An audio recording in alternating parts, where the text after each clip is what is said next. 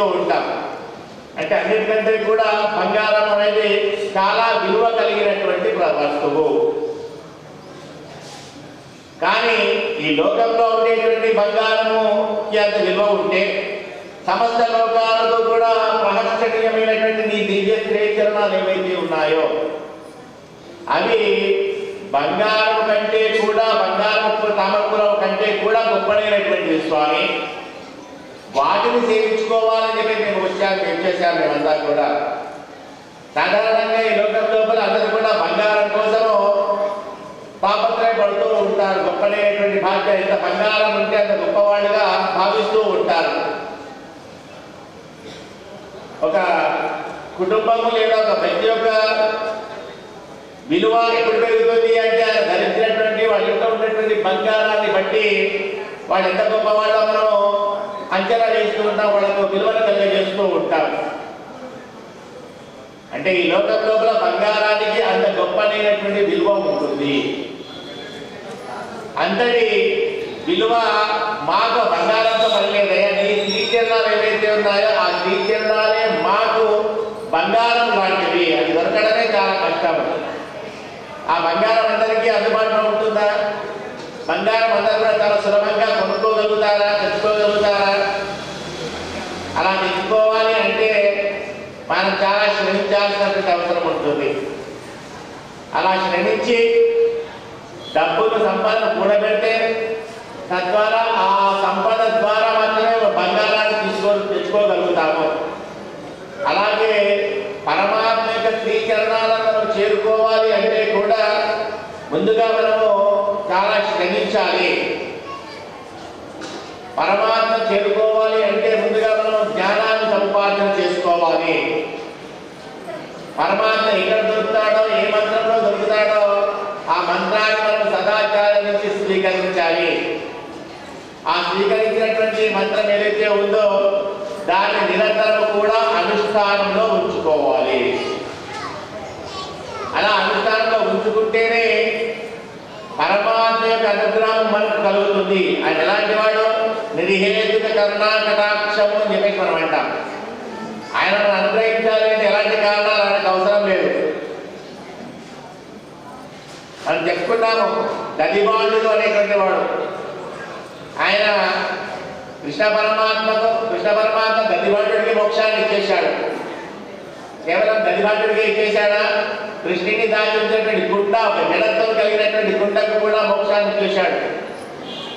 అదేవిధంగా పిశాచ కర్ణుడు, ఒక పిశాచాన్ని కూడా మోక్షం ఇచ్చేశాడు కృష్ణ పరమాత్మ.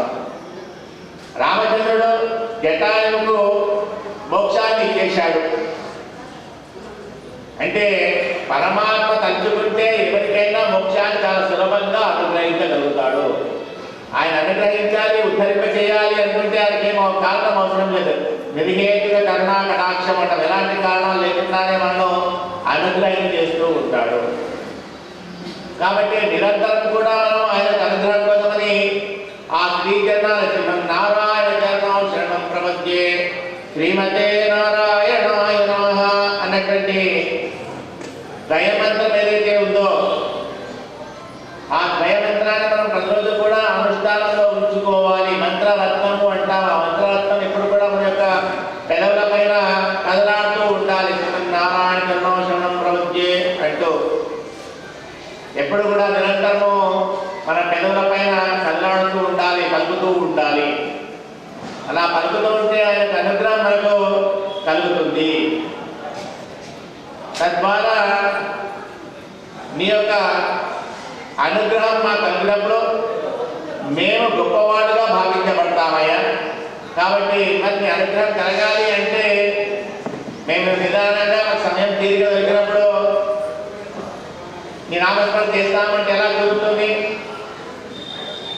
ఒక గ్రామం లోపల ఒక కమ్మరివాడు ఉన్నాడు. ఆయన ప్రతిరోజు కూడా మట్టితోటి కుండలు చేస్తూ ఉంటాడు.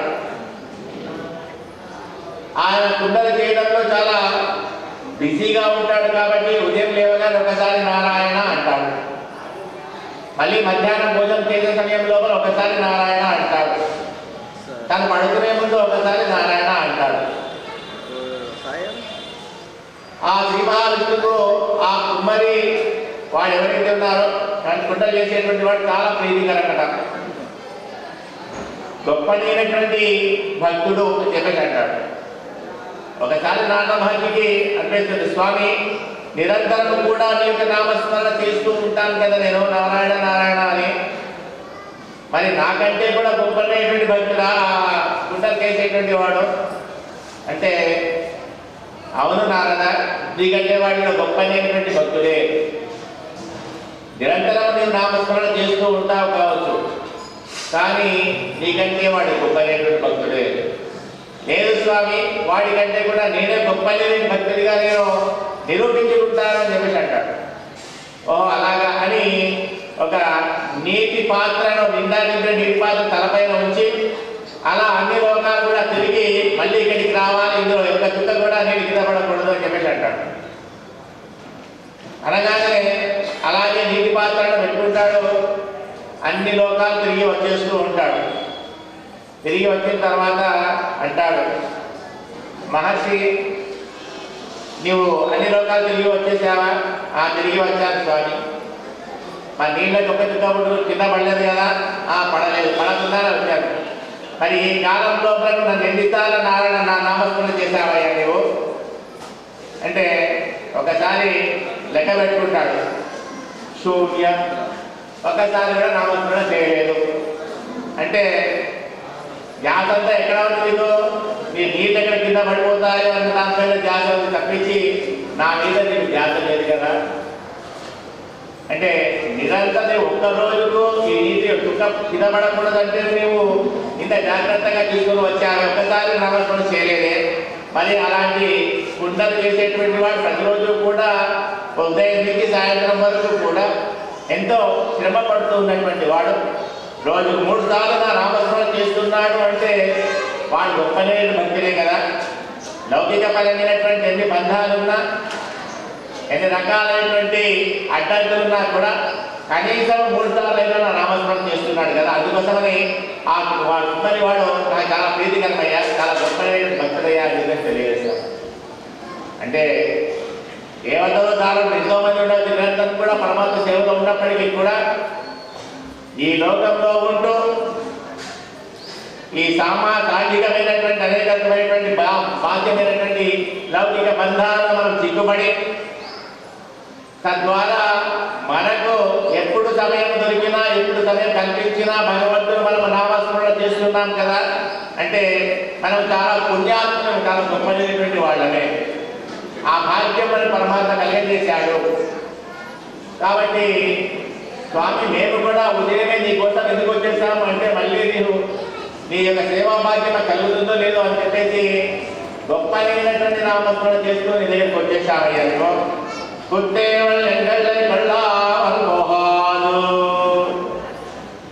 ఎలాంటి సేవ చేయాలనుకుంటున్నాం మేమంతా కూడా అంటే ఏదో బాధ్యంగా అందరికీ కనిపించేలాగా చేసేటువంటి కైంకర్యాలు కాదు స్వామి మేము చేసేది, ఆంతరంగికమైనటువంటి కైంకర్యాలు చేయాలి. అంటే నిరంతరం కూడా నీ సేవలోనే ఉండాలి. ఏ విధంగా అంటే లక్ష్మణస్వామి రామచంద్రుడితో వస్తూ అంటాడు, నీవు వచ్చి ఏం చేస్తావయ్యా అంటే లక్ష్మణస్వామి అంటాడు కదా, సర్వకాల సర్వావస్థల ఎందుకు కూడా నీ యొక్క సేవా భాగ్యం చేసుకుని నీ యొక్క సేవ చేసుకుంటాను స్వామి అని తెలియజేశాడు. అంటే రామచంద్రుడి సీతారామచంద్రుడి యొక్క సేవలో ఉన్నటువంటి గొప్పతనము భాగ్యం ఏదైతే ఉందో అదే నాకు చాలా ఆనందం కలుగుతుందయ్యా. కాబట్టి నీ సేవ చేసుకునే భాగ్యాన్ని ప్రసాదించు అంటాడు. కొంతకాలమైన తర్వాత ఎంతసేపు చేయాలి సేవ అనుకుంటున్నాడేమో లక్ష్మణుడు అని ఒకసారి పరిశీలించవచ్చాడు రామచంద్రుడు. అడిగాడట, లక్ష్మణ నీవు కూడా ఒక రాజకుమారుడే కదా, నీవు ఎంతకాలంగా సేవ చేస్తావయ్యా, కాస్త విశ్రాంతి తీసుకో. కాబట్టి విశ్రాంతి తీసుకో, నీకు ఒక నీ డ్యూటీ టైమింగ్స్ నువ్వు సెట్ చేసుకోవయ్యా, చేసే సేవ చేసే సమయాన్ని నువ్వు కేటాయించుకో అని చెప్పేసి అంటాడు. ఓ అలాగే స్వామి అంటాడు. మరి ఎప్పుడు చేస్తావయ్యా సేవ అంటే నేను కేవలం అంటే ఈ రెండు అవస్థల దగ్గర ఇంకొక మూడవ అవస్థ ఏదైనా ఉంటుందా? అయితే మనిషి నిద్రపోతూ ఉంటాడు, తిరుగుతూ ఉంటాడు. అంటే ఎప్పటికీ కూడా సేవా చేసుకునేటువంటి భాగ్యం కలగాలి తెలియజేస్తాను.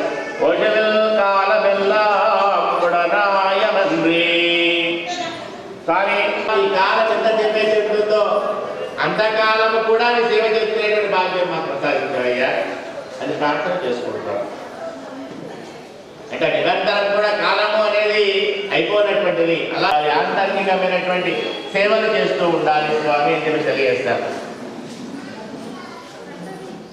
ఇత్తే పనివాడు ఆ పని అనేటువంటి భాగ్యమే మాకు కావాల్సి వస్తే ఇంత ఉదయమే చీకట రావాల్సిన అవసరం లేదు కదా.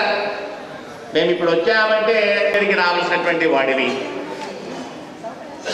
కానీ మేమే రామచంద్రుడు గుహుడి దగ్గరికి వచ్చినప్పుడు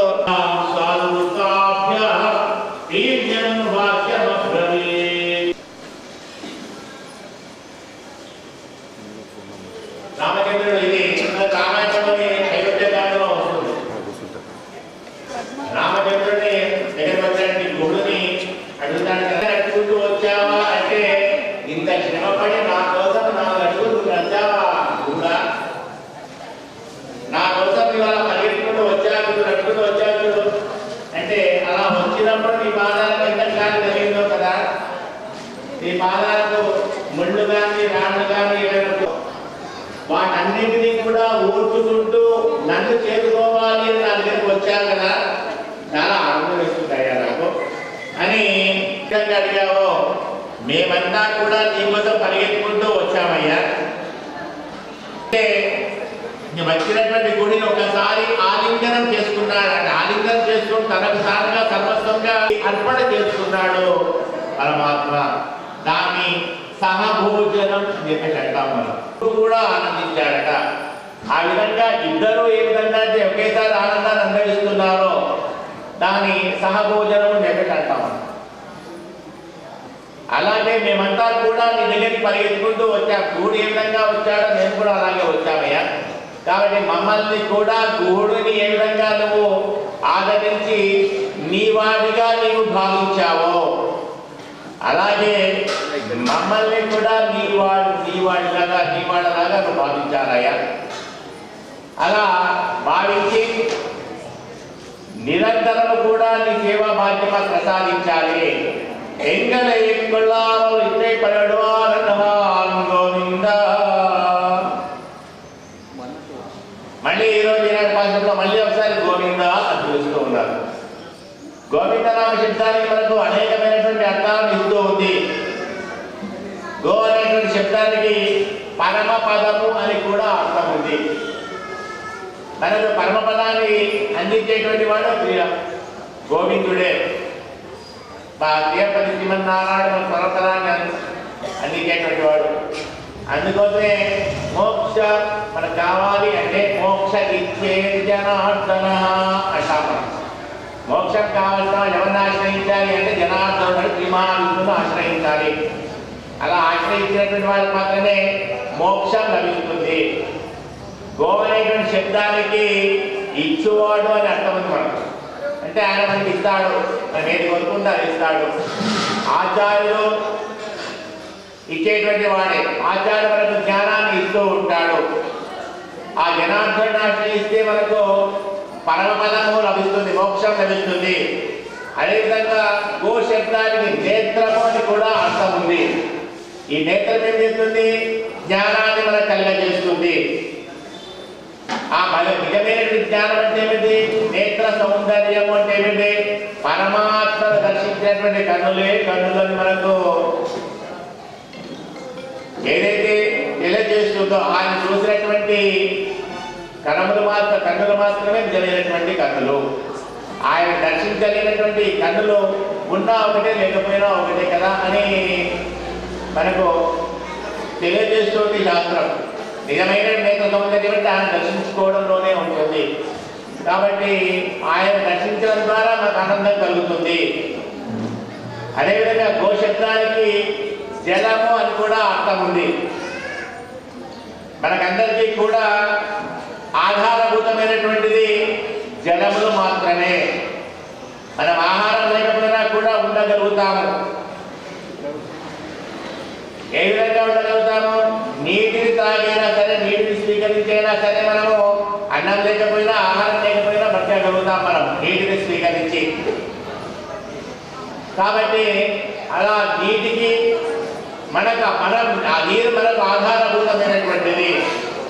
కాబట్టి ఆ గోశబ్దాన్ని మనకు నీటినిచ్చేటువంటి వాడు అంటే మనకు ఆధారభూతమైనటువంటి వాడు పరమాత్మ. నీరు మనకు ఆధారము అంటే ఆ ఆధారభూతమైనటువంటి వాడు పరమాత్మ. ఆ నీటిని మనకు అందించేటువంటి వాడు. అందుకోసం మన పరమాత్మను ఏమని ప్రార్థన చేసుకుంటాం మనము? నిరంజనో నిర్వికల్పో నిరాఖ్యాత శుద్ధ దేవహేతో నారాయణ. నీటికి ఏ విధంగానైతే ఆకారం కానీ, రంగు కానీ, రుచి కానీ ఏది ఉండదు నీటికి, అలాగే పరమాత్మ కూడా ఎలాంటి ఆకారం కానీ, ఎలాంటి స్వరూపం కానీ ఏది ఉండదు. పరమాత్మ ఏ విధంగా ఊహించుకుంటే అలాగే ఉంటాడు. యో యో యాభ్యాంతభక్త్యా శ్రద్ధయామచ్యుతం. మన భగవద్గీతలో పరమాత్మ చెప్తాడు, యో యో యామ్యాం తనుం భక్త్యా శ్రద్ధయా అచ్యుతం మాం. ఎవరు ఏ స్వరూపంలో నన్ను అర్పిస్తే వారికి ఆ స్వరూపంలో నేను వారిని అనుగ్రహిస్తూ ఉంటాను అని చెప్పేసి. కాబట్టి నాకు రాముడు అంటే ఇష్టమైతే రాముడి స్వరూపంలోనే నేను కొలుస్తాను, కృష్ణ స్వరూపంలో ఇష్టమైతే కృష్ణ స్వరూపంలోనే కొలుస్తూ ఉంటాను. అంటే ఏ స్వరూపంలో మనం భావించినప్పటికీ కూడా పరమాత్మ ఆ స్వరూపంలో మనందరినీ కూడా అనుగ్రహిస్తూ ఉంటాడు. నీటిని మనం పాత్రలో పోసినప్పుడు పాత్ర ఆకారంలో వస్తుంది, పళ్ళెంలో పోస్తే పళ్ళెంలో ఆకారంలో వస్తుంది. అది ఏ విధమైనటువంటి ఆకారం ఉండదు నీటికి. ఆ నీరే మనకు ఆధారభూతం అవుతూ ఉంటుంది. అలాగే పరమాత్మ కూడా మనం ఏ రూపంలో ఏ స్వరూపంలో కావాలంటే ఆ స్వరూపంలో అర్చించుకోవచ్చు. ఆ స్వరూపమే మనకు ఆధారభూతం అవుతుంది, మనకు ఆనందాన్ని ఇస్తుంది. అలా ఆనందం కలిగించేటువంటి స్వరూపం పరమాత్మది. మళ్ళీ గో శబ్దానికి కిరణము వెలుతురు అని కూడా అర్థమిస్తుంది మనకు. కిరణము అంటే తేజస్సు, జ్ఞాన తేజస్సును మనకు ప్రసాదిస్తుంది. వేద జ్ఞానాన్ని మనకు కలిగజేస్తాడు గోవిందనామ శబ్దంతో. కాబట్టి ఈ విధంగా అనేక రకమైనటువంటి పేర్లతో పిలిచినటువంటి స్వామివారిని ఎవరికి ఏది కావాలంటే అది ఇచ్చేటువంటి వాడు పరమాత్మ. గోవింద అని పిలిస్తే చాలు, ఎక్కడున్నా కూడా పరిగెత్తుకుంటూ వచ్చేస్తాడంటే పరమాత్మ. ఆ నామం మాత్రమే, ఆ పేరు మాత్రమే ఆయన ఎక్కడున్నా కూడా ఆయన దగ్గరికి చేరుకునేటువంటి పేరు గోవింద నామస్మరణం. ఎక్కడున్నా కూడా ఆ నామం మాత్రమే చేరుకుంటుంది, అంత సులభంగా చేరుకున్నాడు. ఎందుకంటే ఆయన కష్టపడి సంపాదించుకున్నటువంటి పేరు కదా గోవింద. 7 రోజులు ఆ యొక్క గోవర్ధనగిరిని తన చిక్కెల పైన మోసి ఆ గోవింద పట్టాభిషేకం చేసుకున్నాడు పరమాత్మ. ఎవరికైనా ఉచితంగా వచ్చిన దానికంటే కష్టపడి వచ్చిన దానికన్నా ప్రీతి ఎక్కువగా ఉంటుంది. కాబట్టి ఆ గోవింద కష్టపడి సంపాదించుకున్నాడు కనుక పరమాత్మకు గోవింద నామం అంటే చాలా ప్రీతికరమట. అందుకోసమనే మనకు 3 రోజుల నుంచి కూడా అమ్మవారి గోవింద గోవింద గోవింద అని తెలియజేస్తూ ఉంది. ఏ సంకల్పం చేసుకున్నా కూడా సత్య కామ సత్య సంకల్ప అంటాం మనం పరమాత్మను. ఆ విధంగా పరమాత్మగా సత్యకామ సత్య సంకల్పం చేసుకున్నటువంటి యథార్థమైన సత్య సంకల్పం అయితే అది నెరవేరాలి అంటే గోవింద నామస్మరణ చేయాలి. అందుకోసమే గోవింద గోవింద నామస్మరణ తీసుకొని మనం సంకల్పం చేసుకుంటున్నటువంటి సంకల్పం ఏదైతే ఉందో, ఈ పూజాది కార్యక్రమం ఏదైతే ఉందో, హోమం కానీ క్రతువు కానీ కార్యక్రమం ఏదైతే ఉందో, ఇదంతా కూడా యథార్థమైనటువంటి సత్యమైనటువంటిది. మాకు ఈ సత్యమతో అనుగ్రహించాలి పరమాత్మ అని దీనివల్ల కలిగేటువంటి ఫలితం ఏదైతే ఉంటుందో అది కలగాలి అని ప్రార్థన చేసుకుంటాం పరమాత్మను.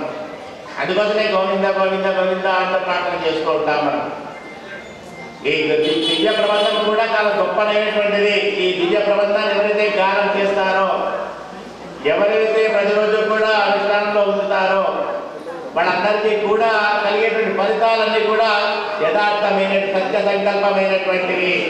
సకల సౌభాగ్యాలను తిరి సంపద కురిపించేటువంటి వ్రతం ఇది తిరుపావే దివ్య ప్రబంధ వ్రతము అని చెప్పి మనకు అమ్మవారు తెలియజేస్తారు. అందుకోసమని గోవింద అని చెప్పి శ్రీనాథ భాషలో కూడా అమ్మవారు తెలుస్తూ ఉన్నారు.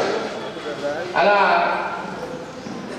ఎత్తపల్లిడవా ననహాన్ గోవింద ఎత్తైకు మేజేకు పిరవికు.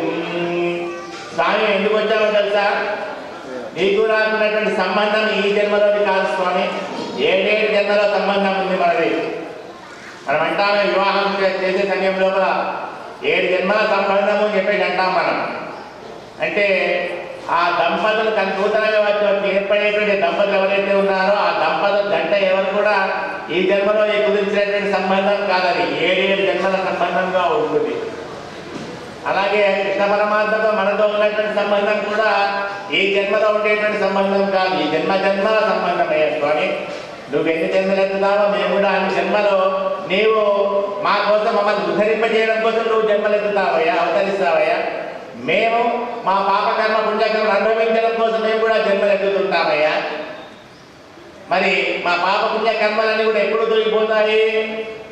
ఎప్పుడైతే మేము నీ యొక్క శ్రీచరణాలు ఆశ్రయించామో, శ్రీ నామస్మరణ చేశామో, తద్వారా మాకున్నటువంటి ప్రారబ్ధం పరిగుజ్య కర్మ జగలం ప్రక్షీణ కర్మాంతర, సమస్తమైనటువంటి ప్రారంభం కానీ అన్ని కర్మలను కూడా తొలగిపోతారు. మనకు గతంలో తెచ్చుకున్నటువంటి సంచిత కర్మ అంటాం, జన్మ క్రితం తెచ్చుకున్నటువంటి చేసినటువంటి కర్మఫలం ఏదైతే ఉందో, అందుకోసమే మనము తెలిసి తెలియకుండా కూడా అదే చాలా బాగా అంటూ ఉంటాం. మనం ఎవరైనా చాలా కష్టాలు పడ్డారనుకోండి, అవి ఏ జన్మలో చేసుకున్న పాపం చేసుకున్నాడో ఇప్పుడు అనుభవిస్తున్నాడో అని చెప్పేసి అంటాం.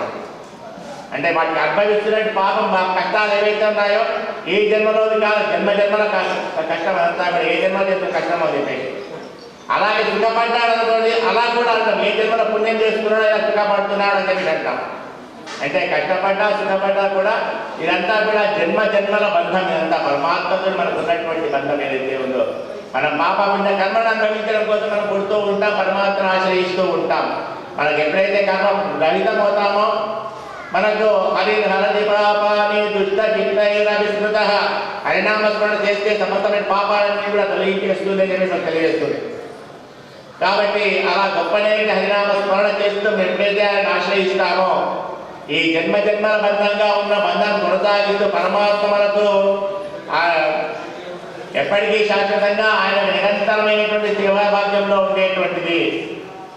మేము ఇప్పుడే కాదు, మళ్ళీ జన్మానికి లభించినా కూడా ఆ జన్మలో కూడా నిన్నే ఆశ్రయించి నీ సేవలు చేసుకునేటువంటి భాగ్యం కలిగింది స్వామి, ఏ జన్మలో పుట్టినా కూడా. అందుకోసం అప్పుడప్పుడు టీవీలో పేపర్లో మనం కనబడుతూ ఉంటుంది, పాము వచ్చింది ఒక దేవుడి ప్రదక్షిణ చేసిందని, లేదా చిలుకలు పక్షుల రూపంలో వచ్చి ప్రదక్షిణాలు చేస్తున్నాయి అని చెప్పి నిరంతరంగా ప్రదక్షిణాలు చేస్తున్నాయని కొన్ని రోజులుగా, అంటే అక్కడ ఉన్నటువంటి దేవుడి పరమాత్మకు ఆ పక్షి రూపంలో గత జన్మలో చేసినటువంటి పుణ్యఫలం వల్ల మళ్ళీ ఈ జన్మలో కూడా దాన్ని కొనసాగిస్తూ ఉంటుంది. అంటే ఆ సంబంధం అలా ఏర్పరచుకుంటూ ఉంటుంది. పరమాత్మతో ఉండేటువంటి సంబంధం ఏదైతే ఉందో ఈ జన్మది కాదు, ఎప్పటికీ శాశ్వతమైనటువంటి సంబంధం మనది. అలా నిరంతరం కూడా పరమాత్మ యొక్క సేవలో మనం ఉండాలి. అలా సేవలో ఉంటే నాకు ఏమవుతుంది, మనకు విరజా నదిలో స్నానం చేసేటువంటి భాగ్యం కలుగుతుంది. విరజ అంటే రజస్సు మళ్ళీ పుట్టాలనేటువంటి కోరిక లేకుండా చేస్తుంది మనకు.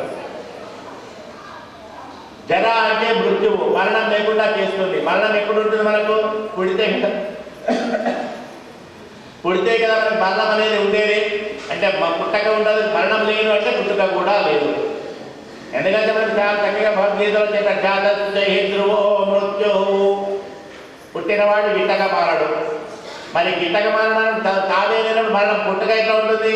కాబట్టి జనన మరణ రహితంగా మనం చేస్తాడు పరమాత్మ.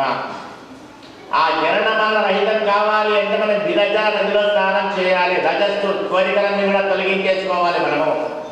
విరజ రజస్సునంతా కూడా తొలగించేస్తుంది మనకు.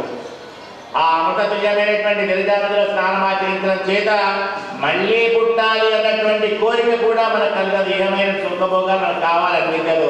ఆ పరమపదాన్ని చేరుకొని వైకుంఠాన్ని చేరుకొని సదా పశ్యంతి సూరయ దివీవ చక్షురాదం, ఆ పరమాత్మను అలా చూస్తూ ఆహా ఓహమన్నమహమన్నమహమన్నాదో భవద్వహమన్నాదో భవదు అంటూ ఆ పరమాత్మ చూస్తూ మనం సామగానాన్ని కూడా కీర్తన చేస్తూ ఉంటాం. ఆ భాగ్యాన్ని మాకు కలగచేయవయ్యా. ఈ జన్మల బంధానంతా కూడా కొనసాగిస్తూ ఉండాలయ్యా స్వామి అని ప్రార్థన చేస్తూ ఉన్నారు ఈ గోదా గోషంతా కూడా. మనకు పరమాత్మ ఎప్పుడైతే మనం చేరుకుంటామో, ఈ శరీరం అనేటువంటిది ఒక క్షీరసాగరం లాంటి సముద్రం. ఇది శరీరం అంతా కూడా. ఈ శరీరాన్ని మనం మధించాలి. దాన్ని మనకు అమ్మవారు కూడా తెలియజేశారు. పంగ కడల్ కడగిన్న మాధవనై కేశవనై. ఒకనొక సమయం లోపల ఇంద్రుడు దైత్యులైన రాక్షసులు జయించానన్నటువంటి అహంకారం విజయగర్వంతో ఉండి తన ఐరావతం పైన ఎక్కి వస్తూ ఉన్నాడు, విహరిస్తూ ఉన్నాడు, విజయోత్సవ ర్యాలీ తీస్తూ ఉన్నాడు. పాపం దుర్వాస మాముని ఆనందించిన వాడే దేవతలకు విజయం కలిగింది అని ఆశీర్వాద మంగళాశాసనం చేస్తూ ఒక ముత్యాల హారాన్ని ఇచ్చాడు ఇంద్రుడికి. కానీ ఇంద్రుడు విజయ గర్వంతో ఉన్నాడు కదా, కాబట్టి ఆ ముత్యాల హారాన్ని విసిరి పారేశాడు. నేనే నీకేది కావాలి, నేను సమస్త దేవతలకందరినీ కూడా రాజులు కదా, నేను నీకేది కావాలో ఇస్తానని చెప్పేసి ముత్యాలు నీకు మరణం అంటూ లేకుండా చేస్తుంది, అమృతం అంటూ లేకుండా చేస్తుంది. కాబట్టి ఆ అమృతాన్ని మీరు సాధించాలి. ఎలా సాధించాలి? ఎక్కడ ఉంటుంది? మీరు పాల కడలని మీరు మదిస్తే అందులోంచి అమృతం వస్తుందయ్యా. ఓ అలాగా అని దేవతలు రాక్షసులు అందరూ కూడా ఒక మందర పర్వతాన్ని తీసుకొని వచ్చారు, పాల సముద్రంలో వేశారు. ఆ బరువుగా మునిగిపోతుంది కాబట్టి ఎలా స్వామి మనఃప్రార్థన చేశారు. కూర్మావతారాన్ని ధరించి ఆ యొక్క మందర పర్వతాన్ని పాల సముద్రం మీద తేలేలాగా చేశాడు శ్రీ మహావిష్ణువు. మరి కపం కావాలి కదా అంటే వాసికిని తాటిగా చేసి వాళ్ళు మదిస్తూ ఉంటారు దేవతలు రాక్షసులు కూడా. దాని నుంచి అనేకమైనటువంటి వస్తువులు వచ్చాయి. చంద్రుడు వచ్చాడు, అలాగే అమ్మవారు వచ్చారు, ఆలాహలం వచ్చింది. వచ్చినట్టు ఆలాహలాన్ని పరమేశ్వరుడు తీసేసుకున్నాడు. వాళ్ళందరూ ప్రార్థన చేద్దాం. అదేవిధంగా వచ్చినటువంటి అందుకోసం మనము ఇతరులు ఎవరిని కూడా మనం మామ అని చెప్పేసి అనము. చంద్రుడిని మాత్రమే చంద్ర మామ అని పిలుస్తూ ఉంటాం మనం. ఎందుకు? సమస్తనే లోకాలకన్నిటికీ కూడా ఆ లక్ష్మీ అమ్మవారు మనకందరి తల్లి. ఆ తల్లితో ఉద్భవించినటువంటి వాడే చంద్రుడు కాబట్టి ఆ తల్లికి సోదరుడు కాబట్టి మనం మామ అని పిలుస్తూ ఉంటాం చంద్రుడిని. ఇతరులను ఎవరిని కూడా మనం మామ అని పిలవరు. ఏ దేవుడిగా ఎవరిని కూడా చందమామ అని అంత ముద్దుగా పిలుస్తాం. మేనమామ అంటే అంత ప్రేమగా ఉంటుంది మనకు. కాబట్టి అలా అనేకమైన వస్తువులన్నింటినీ కూడా రావడం జరిగింది. ఆ మందర పర్వతాన్ని మధించినప్పుడు, మందర పర్వతాన్ని మధించడము అంటే ఈ శరీరమే ఈ ఒక సంసారము అనబడేటువంటి సముద్రాన్ని మనం మధిస్తూ ఉండాలి. ఈ సంసార సాగరాన్ని ఈదడము చాలా దుర్లభమైనటువంటిది. కాబట్టి సంసార సాగరాన్ని మనము ఈదాలి అంటే మనం మధించాలి. అనేక రకాలుగా మనం మధిస్తూ ఉంటేనే కష్టాలకు సుఖాలకు అన్నింటినీ ఓర్చుకుంటూ మనం మధిస్తూ ఉండాలి. అప్పుడు మాత్రమే మనకు కావాల్సినటువంటిది మనకు లభిస్తూ ఉంటుంది. ఈ దాన్ని నడిపించాలి, సంసారాన్ని నడిపించాలి అంటే దానికి ఒక నామ కావాలి కదా. ఆ నామనే ఈ శరీరము. ఈ శరీరం చేత ఆ సంసార సాగరం నడపబడుతూ ఉంటుంది. సాగరంలో మనం నడుస్తూ ఉంటాం. మనమంతా కూడా నామ అటు ఇటు కదులుతూ ఉంటుంది. ఎందుకంటే వాళ్ళంతా కూడా వేగంగా మందర పర్వతాన్ని తిప్పుతూ ఉన్నారు కదా. ఆ మందర పర్వతాన్ని వేగంగా మదిస్తూ తిప్పుతున్నప్పుడు అలలు ఏ విధంగా వచ్చి అక్కడ ఉన్నటువంటి పడవలను కొడుతున్నాయో, నావలు కొడుతున్నాయో, అలాగే విధంగా ఈ సంసార సాగరంలో మనం పడి ఈ శరీరం అనేటువంటి నావలు నడిపిస్తూ ఉన్న సమయం లోపల మనకు కష్టాలు సుఖాలు అన్ని కూడా వచ్చి మనం తాగుతూ ఉంటాయి. కాబట్టి వాటన్నింటినీ కూడా తట్టుకొని మనం నిలబడగలగాలి. అలా తట్టుకొని నిలబడినప్పుడు మాత్రమే మనకేం జరుగుతుంది అంటే పరమాత్మ యొక్క ఈ ఆత్మ ఏదైతే ఉందో అదంటే స్వరూపం అమ్మవారి యొక్క స్వామివారి యొక్క వస్తువు ఇది ఆత్మ అనేది. కాబట్టి ఆ ఆత్మ అనేది లక్ష్మీ స్వరూపమైనటువంటి ఆత్మను పరమాత్మ స్వీకరిస్తాడు మనకు. అలా స్వీకరించి మనం అనుగ్రహించడం జరుగుతుంది. కాబట్టి ఈ తిరుపావి దివ్య ప్రబంధాన్ని ఎవరైతే గానం చేస్తూ ఉంటారో ఇవన్నీ కూడా ఏదో ఒకటి చదువుతారో సగం చదువుతారంటే కాదు, 30 తప్ప నేను 30 కూడా అన్ని కూడా చదవాలని చెప్పడం జరిగింది అమ్మవారు. ఆ 30 చదవకపోయినా కనీసము చివరి 2 పాఠశాలైనా చదవాలి అని చెప్పడం జరుగుతుంది. ఆ చివరి 2 కూడా చెప్పలేని సమయంలో కనీసం 29వ పాఠశాలైనా చదువుకోవాలి అని మనకి సూచన చేస్తుంది అమ్మవారు, తెలియజేస్తుంది. కాబట్టి ఒక హారం లోపల ఏ ఒక్క పూస అందులో మణి తెగిపోయినా కూడా దానికి శోభ ఉండదు.